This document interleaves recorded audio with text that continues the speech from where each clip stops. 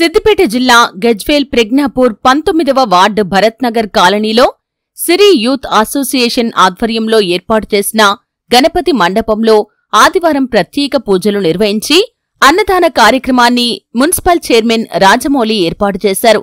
ఈ సందర్భంగా వారు మాట్లాడుతూ 19వ వార్డు భరత్ నగర్ గణపతి మండపం అద్భుతంగా ఏర్పాటు చేశారని, సిరి యూత్ అసోసియేషన్ వారు అభినందనీయులని, నవరాత్రి ఉత్సవాల్లో భాగంగా ప్రతిరోజు అన్నదాన కార్యక్రమం నిర్వహించే క్రమంలో ప్రతి సంవత్సరం మొదటి రోజు అన్నదాన కార్యక్రమానికి నాకు అవకాశం రావటం దైవ కృప అని, గణపతి అనుగ్రహంతో అందరూ బాగుండాలని ఆకాంక్షించారు. ఈ కార్యక్రమంలో 19వ వార్డు కౌన్సిలర్ గుంటుకు శిరీషారాజు, సిద్దిపేట జిల్లా కబడ్డీ అసోసియేషన్ అధ్యక్షుడు NC Santosh, friends for you association సభ్యులు, సిరి యూత్ సభ్యులు, భరత్ నగర్ కాలనీవాసులు తదితరులు పాల్గొన్నారు. ఆదిదేవుడు విఘ్నేశ్వరుడు 33 కోట్ల దేవతలకు అధిపతి అయినటువంటి దేవదేవుడు. ఏ శుభకార్యం జరిగినా గణాధిపతి పూజ చేయందే ఏ కార్యక్రమం కూడా ముందుకు పోదు. అందుకే ప్రపంచవ్యాప్తంగా ఈరోజు ప్రథమ పూజలు అందుకున్నటువంటి దేవుడు వినాయకుడు. కాబట్టి మన గజ్వేల్ ప్రజ్ఞాపూర్ మున్సిపాలిటీలో వాడవాడల భారీ నుంచి అతి భారీ విగ్రహాలు కూడా ప్రతిష్ఠింపజేసుకొని వాడ కూడా ఒక పండుగ వాతావరణంతో భక్తి ప్రపత్తులతో పూజాది కార్యక్రమాలు చేసుకుంటున్నాం.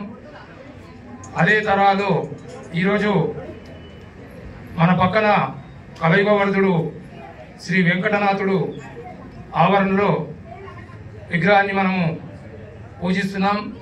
అదే ఈ భారత్ నగర్లో కూడా గత కొన్ని సంవత్సరాలుగా సిరి యూత్ అసోసియేషన్ ఆధ్వర్యంలో ఒక భక్తి ప్రపత్తులతో మొత్తము కుటుంబాలన్నీ కూడా ఈ నవరాత్రోత్సవాలు ఘనంగా జరుపుకుంటున్నారు.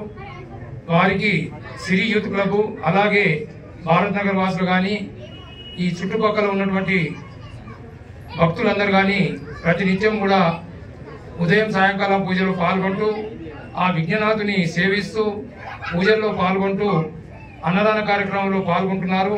వాళ్ళందరికీ కూడా శ్రీ విఘ్నేశ్వర స్వామి సకల శుభాలు ఇవ్వాలని, వారి కుటుంబాలను చల్లగా చూడాలని, అభివృద్ధిలోకి రావాలని, అదేవిధంగా మన గజ్వేల్ పట్టణం అంతా కూడా సుభిక్షంగా ఉండాలని, ప్రజలందరూ కూడా సుఖ సంతోషాలతో ఉండాలని కోరుకుంటూ, పాడి పంటలు కూడా సమృద్ధిగా పండాలని ఆ దేవదేవుని వేడుకుంటూ, ప్రతి సంవత్సరం కూడా సిరి యూత్ అసోసియేషన్ ఇక్కడ ఉన్నటువంటి సోదరులు మొట్టమొదటి రోజు అన్నదానంకు నాకు అవకాశం ఇవ్వడము, ఆ గణనాథుని నేను మొక్కుతూ వీళ్లకు ప్రత్యేక ధన్యవాదాలు తెలియజేస్తూ, ఈ అన్నదాన కార్యక్రమంలో వచ్చినటువంటి భక్తాగ్రేసులందరికీ కూడా నా హృదయపూర్వక స్వాగత సుమాంజలు తెలియజేస్తూ, ఈ నవరాత్రోత్సవాలు కూడా ఘనంగా మనం జరుపుకొని ప్రతినిత్యం కూడా మనము ఒక దైవ భక్తితోటి పూజలు చేసుకొని ఒక మంచి పూజాది కార్యక్రమం జరుపుకోవాలి.